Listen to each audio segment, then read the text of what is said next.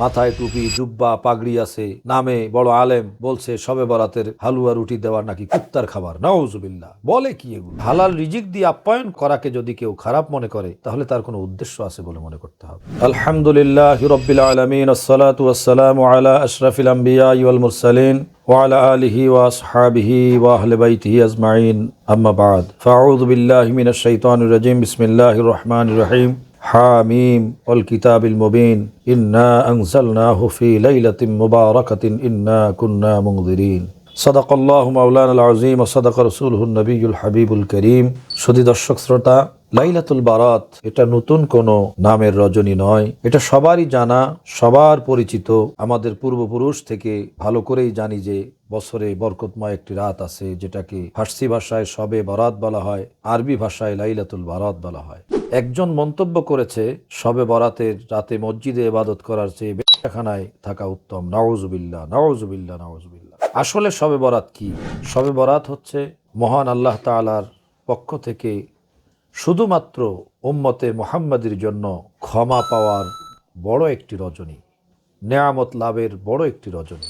কোরআন শরীফে লাইলাতুল বারাতকে লাইলাতুল মুবারাকা বলা হয়েছে। যদিও লাইলাতুল মুবারাকার আরো অর্থ রয়েছে, লাইলাতুল কদর, লাইলাতুল বারাত দোনোটাকেই বোঝানো হয়েছে। আল্লাহ বলেন, ইন্না আনজালনাহু ফি লাইলাতিন মুবারাকা। তো কোরআন শরীফে যদি আমরা লক্ষ্য করি এই রাত হলো লাইলাতুল মুবারাকা। হাদিসে পাকে যদি লক্ষ্য করি তাহলে এটা লাইলাতুন নিসফি মিন শাবান। তাফসীরের ভাষার দিকে যদি লক্ষ্য করি, লাইলাতুল মুবারাকার চারটা অর্থ তাফসীর রুহুল বায়ানের মধ্যে রয়েছে।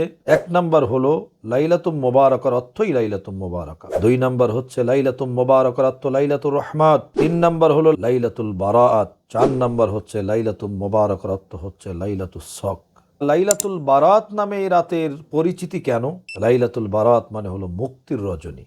তার মূল কারণ হচ্ছে এই শাবানুল মুআজ্জম মাসে আল্লাহর হাবিব 12 তারিখের দিবাগত রাতে আল্লাহর কাছে উম্মতের জন্য, গুনাহগারদের জন্য অনেক কান্নাকাটি করেছিলেন। আল্লাহ তাআলা হাবিবকে ডেকে বলেছিলেন, হাবিব, আমি আপনার উম্মতের সমস্ত উম্মতকে 3 ভাগ করে আজকে 1 ভাগ উম্মতের গুনাহ মাফ করে দিলাম, আলহামদুলিল্লাহ। তারপরে 13 দিবাগত রাতে অর্থাৎ 14 রজনীতে আল্লাহ পাক রব্বুল আলামিনের হাবিব আবার আল্লাহর দরবারে বাকি উম্মতের জন্য কান্নাকাটা করলেন। একইভাবে আল্লাহ তাআলা 3 ভাগ উম্মতের আরো 1 ভাগ ক্ষমা করে দিলেন। তারপরে 14 দিবাগত রাত তথা 15 রজনী যখন আসলো, বাকি উম্মতের জন্য আল্লাহর হাবিব আল্লাহর দরবারে রোনা জারি করলেন, ফরিয়াদ করলেন, কান্নাকাটা করলেন। করে আল্লাহ তাআলা দোয়া কবুল করে সমস্ত উম্মতকে ক্ষমা করে দিলেন। ইবনে মাজাহ শরীফের হাদিস 99 পৃষ্ঠার বাম পৃষ্ঠার মাঝখানে একটা অধ্যায়, একটা বাব রচিত হয়েছে, বাবু মা জাআ ফি লাইলাতিন নিসফি মিন শাবান। এখানে মাওলা আলী রাদিয়াল্লাহু তাআলা আনহু রাবি, তিনি বর্ণনা করেছেন প্রথম হাদিসেই আল্লাহর হাবিব কামলেওয়ালা ইরশাদ করেছেন,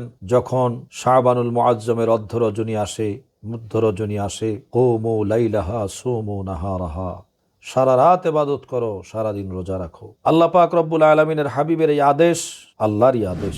একই হাদিসের মধ্যে আল্লাহ পাক রব্বুল আলামিন বাদা গুরুবিশ শামস থেকে হাত্তা ইয়াতলু আল ফজর পর্যন্ত প্রথম আসমানে জালওয়া আফরোজ হন এবং বান্দাকে ডাকেন, কে আছো ক্ষমা প্রার্থনাকারী, ক্ষমা চাও, আমি ক্ষমা করে দেব। কে আছো রিজিক অন্বেষণকারী, রিজিক চাও আমার কাছে। কে আছো বিপদে পড়েছো, বিপদ থেকে মুক্তি চাও, আমি মুক্তি দেব। তো যেখানে আল্লাহ তাআলা ক্ষমার জন্য আহ্বান করছেন, সেখানে আমি কেন এই রাতে ক্ষমা চাবো না? তাফসীর রুহুল বায়ানের মধ্যে স্পষ্ট হাদিস এসেছে। হযরত হাসান বসরি রাদিয়াল্লাহু তাআলা আনহু বলেছেন, হাদ্দাসানি 30 মিন আসহাবিন নবী সাল্লাল্লাহু আলাইহি ওয়াসাল্লাম। আল্লাহর হাবিবের 30 জন সাহাবী হাদিস বর্ণনা করেছেন, যেই ব্যক্তি মান সাল্লা ফি হাযিহিল লাইলাতি, এই রাতে যেই ব্যক্তি নামাজ আদায় করবে, নাযার আল্লাহু ইলাইহি 70 নাজরাতান, আল্লাহ তার দিকে 70 বার রহমতের দৃষ্টি দান করবেন।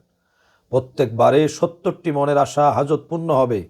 আর তার মধ্যে ছোট হচ্ছে ওয়াদনাহা আল মাগফিরা, আল্লাহ তাআলা জীবনের গুনাহ ক্ষমা করে দিবেন। তাছাড়াও অসংখ্য হাদিস রয়েছে, সহিহ হাদিস রয়েছে লাইলাতুল বারাতের পক্ষে। এই রাতে নামাজের কথা যেমন রয়েছে, তেমন যারা রোজা রাখে তাদের ইফতার পরিবেশনও করতে পারেন। ইফতারের সামগ্রী দিতে যে আল্লাহর হাবিবের পছন্দনীয় যে খাবারটা হালুয়া রুটি, অনেকে হালুয়া দেয়, রুটি দেয়, এটা নিয়েও এত দুর্ভাগ্যজনক কথাবার্তা বলে। মাথায় টুপি জুব্বা পাগড়ি আছে, নামে বড় আলেম, বলছে শবে বরাতের হালুয়া রুটি দেওয়ার নাকি কুত্তার খাবার। নাউজুবিল্লাহ, বলে কি এগুলো? আল্লাহর দেওয়া রিজিক যেটা হালাল সেটাকে হালাল বলতে হবে, সব সময়ের জন্য সেটা হালাল। আমরা হালাল রিজিককে কিভাবে কুত্তার খাবার বলে এরকম ঘৃণিত মন্তব্য করতে পারি? আল্লাহর হাবিবের পছন্দের মধ্যে হালুয়া ছিল, মধু ছিল, সহিহ বুখারীতে আছে। তো এই মিষ্টি জাতীয় খাবারকেই হালুয়া বলা হয়। এই পবিত্র দিনে যারা রোজা রাখে তাদের জন্য ইফতার পরিবেশনের সময় আমরা হালুয়া দেই, হালুয়ার সাথে হালুয়ার এই রুটি দেওয়া হয়, অন্যান্য খাবারও দিতে পারেন, আপনি খেজুরে দিতে পারেন, ইফতারের যত সামগ্রী আছে দেন, কোনো সমস্যা নাই। তবে হালাল রিজিক দিয়ে আপ্যায়ন করাকে যদি কেউ খারাপ মনে করে তাহলে তার কোনো উদ্দেশ্য আছে বলে মনে করতে হবে। তো আসুন আমরা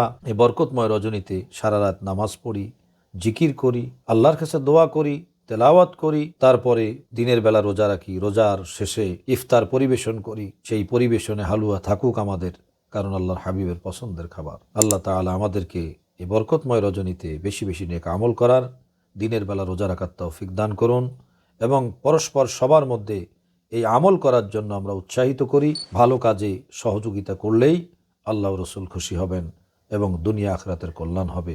আল্লাহ পাক সবাইকে সুস্থ রাখুন, নেক আমল করার তৌফিক দান করুন। আমিন। ওয়া আখিরু দাওয়ানা আলহামদুলিল্লাহি রাব্বিল আলামিন।